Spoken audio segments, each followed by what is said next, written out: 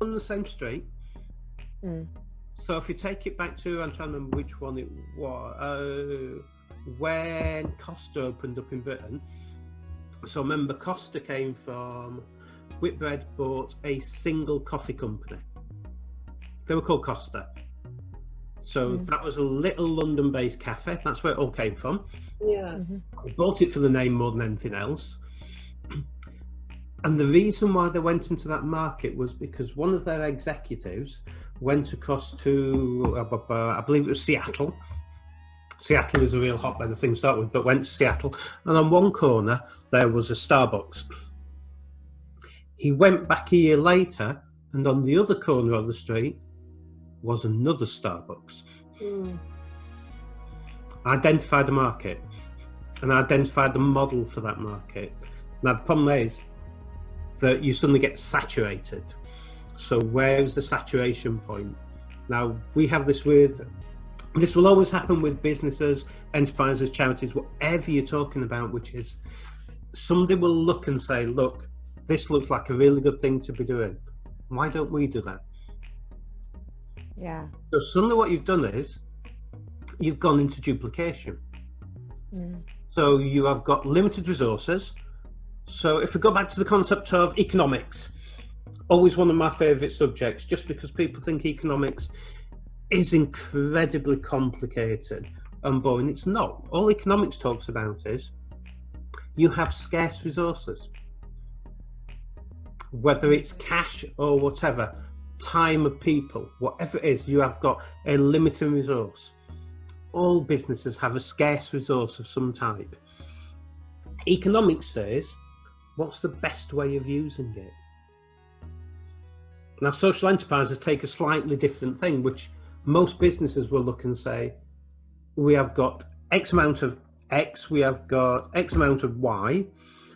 How do we best utilize those things to make profit? So you've identified your driver is profit. Within a social enterprise, you have a driver still. Identify that driver. How do you maximize what that driver is for the resources you've got? So how do you get the most out of that? That is essentially what you're there to do. Get the most out of the resources you've got at hand. Right. Okay, I like that. On a day-to-day basis, we look at what we've got and how we best utilise it. That's my thing. Right. You should look at what they've got and how to best utilise it. And they don't.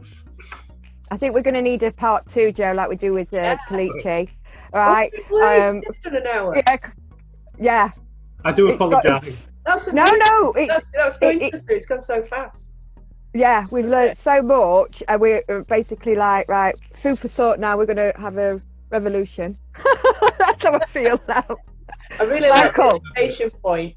That is just so clear, isn't it, and simple. Just find out what people want to do and find out what they're passionate about. Amazing.